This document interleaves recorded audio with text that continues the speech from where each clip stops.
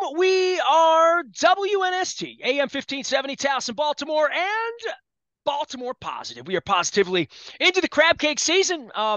85 degrees and sunny and beating up on the Yankees. Smells like crab cakes in the air. We'll be down at Fadley's. I'm actually going to Fadley's before the game on Thursday.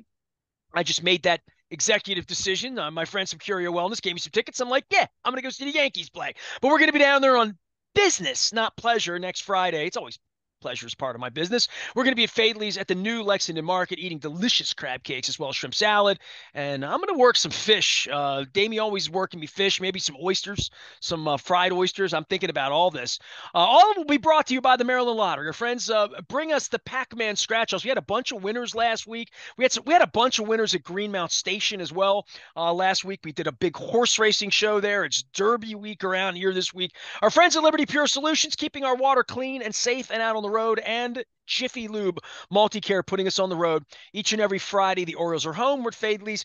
I'm putting together the rest of the schedule. I have not quit on new places, old places. I'm getting it all together because I've been efforting on this 25th anniversary documentary. And you know why?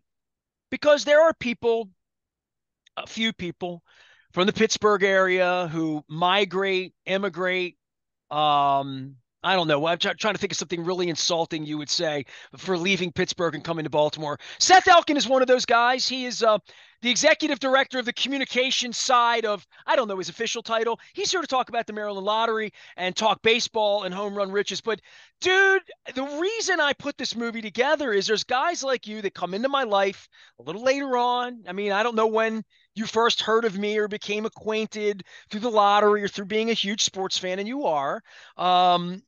I know that because I've stood on the terrible towel that you have on the floor in your office. So I know what a big fan you are.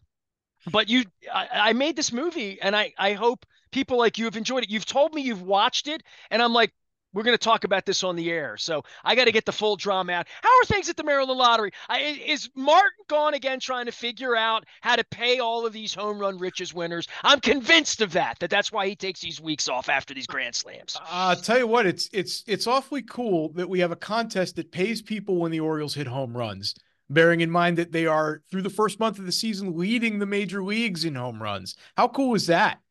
It's costing a state a fortune. It's costing a lottery every time one of these goes out, As you and I are speaking, $42,000 worth of prizes that we've paid through 45 home runs so far, but that's 20,000 more than you probably did 4 years ago, right? Same time, right? Literally. They've come a long way since then, to say the least. Gunnar Henderson was AL Rookie of the Year last year. He looks like he's going to win AL MVP this year, given his performance so far. So listen, man, I've always been trying to bring you over to the Orioles side. I mean, 79 was a long time ago. You can give it up if you want. You live here. You represent the Maryland Lottery, for crying out loud. Sponsors and partners with all of this. I mean, there's room on the bandwagon. We had empty seats there a month. You know what I mean? Like, there's still room for you to get like a cow outfit and come on down and be a part of the Cowser clan. You know what I mean? Like, whatever you want to do, there's room on the bandwagon. The Orioles can be your American League team. The internet doesn't travel to Pennsylvania. I won't tell anybody up there that you become an Oriole fan. Shh. Very, very secret. They kind of are my American League team. Let's just put it that way. You warm my heart. You warm my heart with all that. So what did you learn from the documentary? Because you're like a perfect case example. How do you know of me? Is it because of our lottery thing, or did you hear about me around town? You've lived here a long time. A little bit of both. But I'll tell you, the thing that really jumped out at me that I identify with, and we've talked about this before, is that we have similar roots in our professional lives, that we both started out as newspaper guys, as sports reporters. And I'm looking at all of these photos and clippings and headlines that flash by on the screen, and I'm reminded certainly of the time that I spent as a sports reporter as well. I identify because I traveled that same road. I didn't travel it as successfully as you did. Where did you work? Please tell me, because there were some Alain Lemieux references there and some Penguins, because my first Skipjacks teams in 84, 85, 86, that was Gene Ubriaco, they They were all the guys that went up and played for Gene and Barry and those guys a little later on in Pittsburgh that sort of predated the first, Coffey and Lemieux and Cups and all of that. But the early Lemieux teams were Bob Airy, Right. Tim Chucky, Roberto Romano, Mm. like Warren Young. I mean, a lot of Right. those players were the guys I covered early on, including Names. who's that? Not. No, I was. Go ahead. Go ahead. Including who? Who were you going to say? Yeah, I'm trying to think of. Well, Steve Carlson, who was in Yep. the movie Slapshot. Steve Carlson was a skipjack. Bob Erie. I'm trying to think. Greg Tebbett.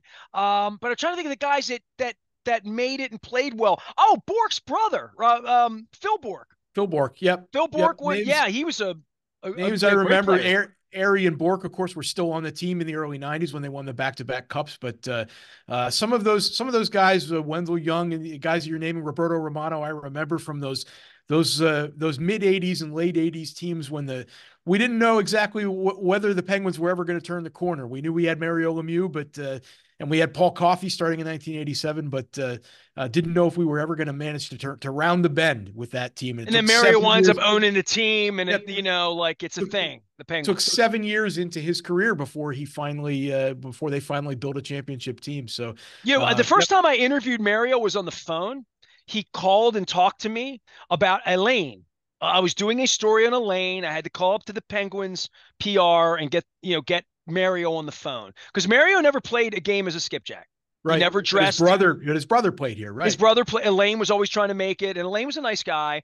Elaine's English was a lot better than Mario's. Mhm. And when I talked to Mario on the phone that first time, his English was very much like, and his English is like it's amazing. I don't think I could ever go to Quebec and fake my fake French, and ever pick it up. So I was always, and especially the European players like Michael Pavanka and a couple of guys from the Caps came over not being able to speak a word of English, and then their English is perfect.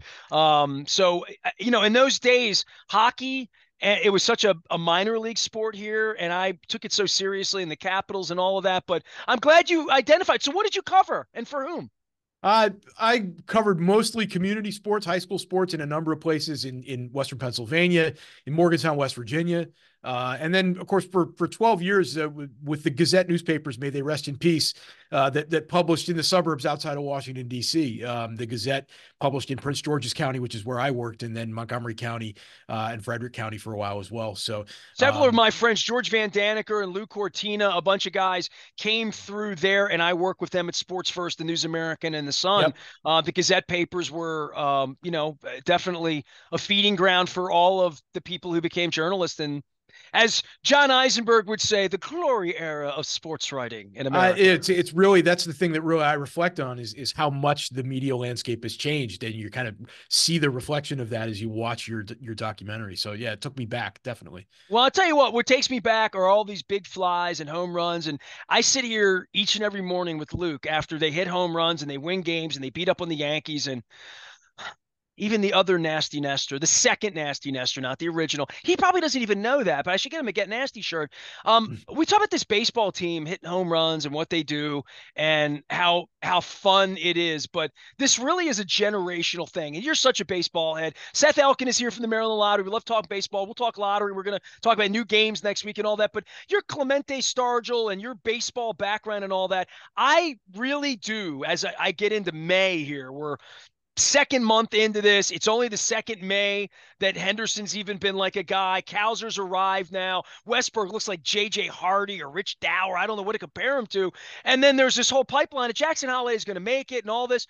This is an unbelievable generation talent, especially for home runs, for home run riches and grand slams and all that. But it's just a pleasure every day to have baseball sort of be the heartbeat of what's going on around here again. And if I can plug my 25th anniversary documentary in that way, it's this whole thing started where that's what this was back in 1992, 3, 4, 5, 6 was Cal Ripken, Brady Anderson, Mike Messina, and it was the daily heartbeat of baseball. And I love that. And the lottery's always been a part of that as well. And every night I'm watching the games, and when the bases get loaded, I know what's up. And it's made it a much more fun promotion, I think, for the lottery.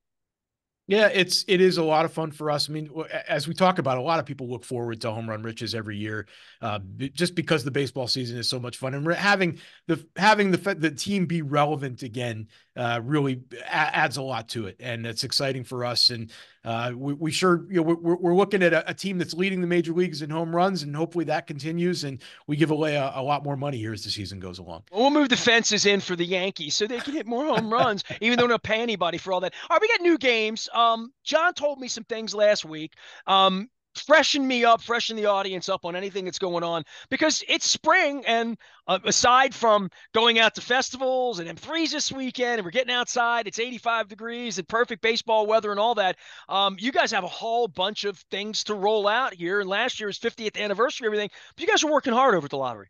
Yeah, I was thinking about that. We had so much going on last year because of the 50th anniversary, but this year the theme for us, I think, is things that are new, things that are a little bit novel. Because there are two games, one of which has already launched. I know you and John Martin talked about last week, called the Big Spin. It's a new scratch-off game that launched April 22nd, and then we also have a new draw game that's going to launch May the 6th.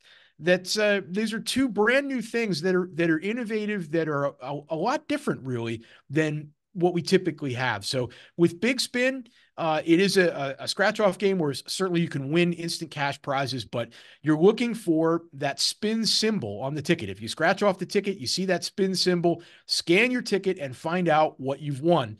You probably will end up with a cash prize on that spin symbol, somewhere between $10 and $250. When you scan your ticket and you see that cash prize, that is the prize that you won on your ticket, unless you have one of the 8 lucky tickets that wins a big spin. If you have one of those 8 and you scan that ticket, you're, instead of a cash prize amount, you're not going to see a dollar amount. You're going to see a message that says you've won a big spin. You need to contact the lottery office to schedule an appointment, and you're going to come in and spin the big prize wheel. It's a 6-foot tall game show style prize I'm coming wheel. down and seeing this. I want to see the wheel. I want to take a picture with the wheel. I'm all tell Roz I got enough for next week, but after that I'm going to need some freshening up with my scratch offs because I've been giving them away left and right. But I want to like, is this a Bob Barker? I mean, I'm picturing the thing with the my little mother, grabbing the wheel on two things and giving it a nice hurl and has to go around one time. We all know that it has to have one rotation. And but it just Actually, does it go? it does. It does Does it? all of that. It does Does it all of have that. like a little gold or silver around the big? Is there like I just keep It's thinking Bob Barker, and I know Drew Carey's hosted the show forever, but I think Bob Barker. It looks a lot like that. It's not quite the same. It's not branded quite the same way, but it does look and sound a lot like that. And it's going to be a lot of fun. Well, we haven't had that first one yet. There are 8 of those somewhere randomly out there waiting to be won. And when somebody brings one of those here, they will get a chance to spin, and it's going to be a lot of fun for us. It's going to be exciting. It's something we've never done a ticket like this before, so we've had to get creative in the way that we figure out how to explain it to people, and then of course in the I way I we always tell we John do one the day reveal. I'm going to get So rid of you communication people, and I'm going to get to the nerds that create these games because like that's I'm like that too with all of my people. I'm like, now who picks the menu and who picks the ingredients and how do we name the item and how do we do that? Like I love that. Put the cook in the kitchen on all that because this is this is how the fun happens, right? You're trying to create games that engage people that are fun. Like everybody knows Pac-Man's fun and it's branding and like all that. That's simple, that's easy. But like who comes in to John Martin and the cast of thousands there at Maryland Lottery and says, I got this game. It's a little bit like the Price is Right, but it's not. And we're going to have a wheel spin and they're going to have to scan it. So they're going to have to use the app, which is going to make, we're going to introduce that because we need to do all that. And then, like, next thing you know, like people are showing up and it literally becomes like a game show. And it's going to be like, it's going to be fun for your office, I think. yeah, it's the art and science of product development, and we got a product development team that works very hard at P&D, is coming that what up. we call them? PD, there you go. P and That D, comes up R and D, research. I don't know. I mean, I'm the just trying to use the inside terminology. That's all. product development.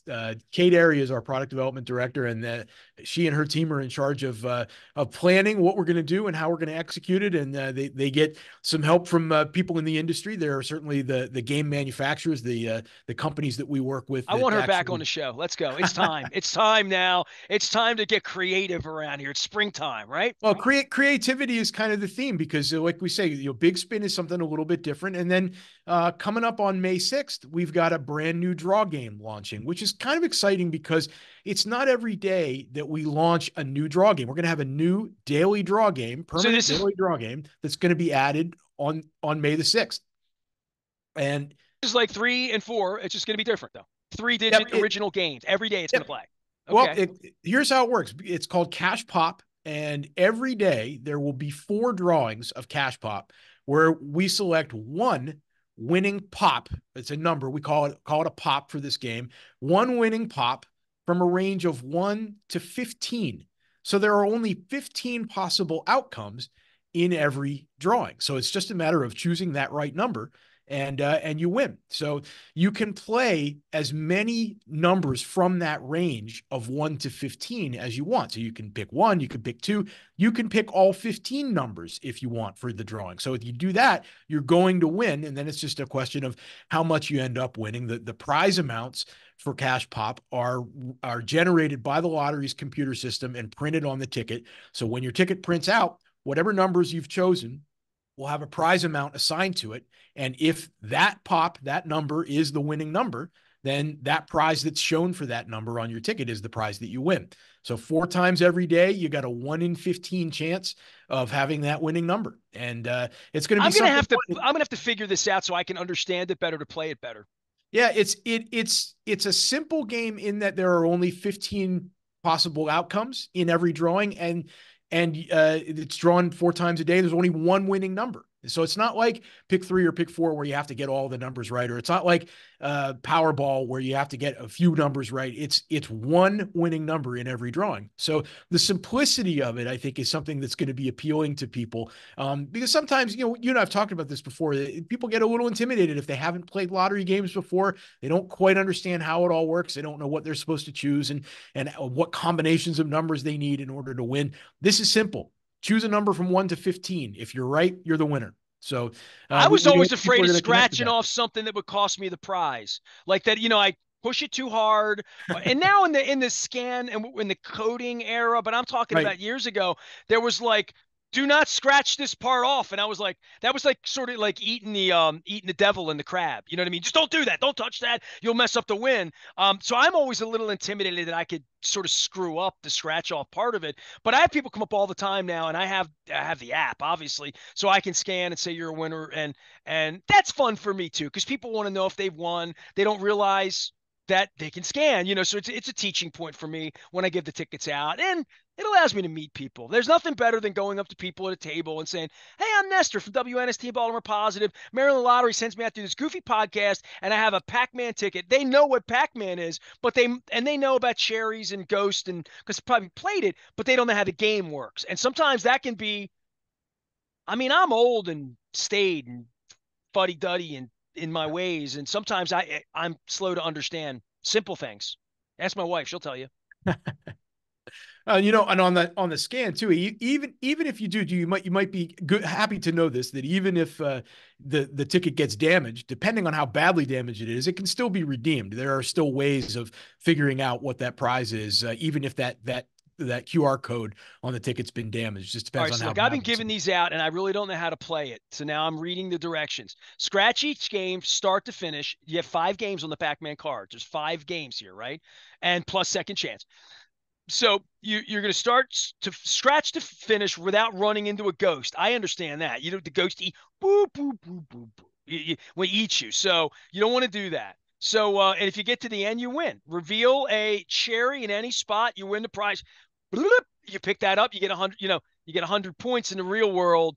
I don't know what you get on this thing here, but I had a bunch of winners. I took pictures last week with a bunch of folks at a Greenmount station. And if Faithleys, you come, we'll get you into the Pac-Man game as well. I don't know what the next scratch off I'm going to have is going to be, but it's not going to be as good as a Gunnar Henderson Grand Slam. I promise you that.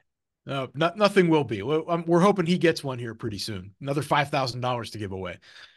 That'll cost me John Martin next week. Next thing you know, Doug will be on next week. John Martin will return. Seth Elkin is here from the Maryland Lottery. What is your communications something, right? Yep, Managing Director of Communications. The MD of the CC, I guess. Too many initials. All I know what ERA, I know WHIP. I know the important things, I'm still trying to figure out launch angle and spin rate and, trying to do all that stuff. Am I missing anything? It is springtime. You guys are doing a bunch of festivals and stuff. I know you and the team, Roz, everybody, I bumped into you serendipitously many, many times in spring and summer because we tend to run in the same circles, having a good time and enjoying the land of pleasant living in summertime. The reason yins come down from Pittsburgh and want to live here and be a part of this humidity and all that stuff. This is starting to get to the very busy season for us, and we are going to be this coming weekend, May 4th and 5th. We're going to be at the Annapolis Irish Festival on the 4th, the Frederick Running Festival on the 5th. We will be at Remfest in the Remington neighborhood in Baltimore on the 11th of May. And we'll, of course, be at the Preakness on the 18th. And we're going to be that same weekend. Preakness weekend is also Wine in the Woods, May 18th and 19th. So we've got a whole bunch of stuff on the calendar. It gets really, really busy for us in May. Later in May, we're at Brew at the Zoo. So it's a lot of great events, a lot of fun events in May for us to do. And we're going to be out and about as the weather warms up and we get into springtime here. I'm going to be at the zoo in 5 hours. Accelerant is having their big event there. Bill Cole has invited me and Kirby Fowler, and I love the people at the zoo. They were part of Cupper Super Bowl back when we did our charity week back during Super Bowl week. We were at State Fair with them, so I'm loving everything you're giving me. I'm going to give you my tip for the weekend because you said Preakness, and one of the things I love about being and I really screwed this whole radio station up. Now that you've watched the documentary, I should have called the station The Nest, right? Because my name, Nest, whatever, right? But I never really liked Nestor. That's why I went with the nasty part to begin with. And the documentary tells you all that. But it took me until maybe about 10 years ago. People have been calling me Ness for 25 years. My wife really kind of only knows me as Ness, kind of sort of in the new century, because Nestor was an ER, OR. People would get the email wrong, all of that stuff. So it took me about 10 years ago. I realized that my name is a suffix for almost anything. Awesomeness, stupidness, funniness, all of the Nesses, right? So I didn't even realize I could have had Preakness.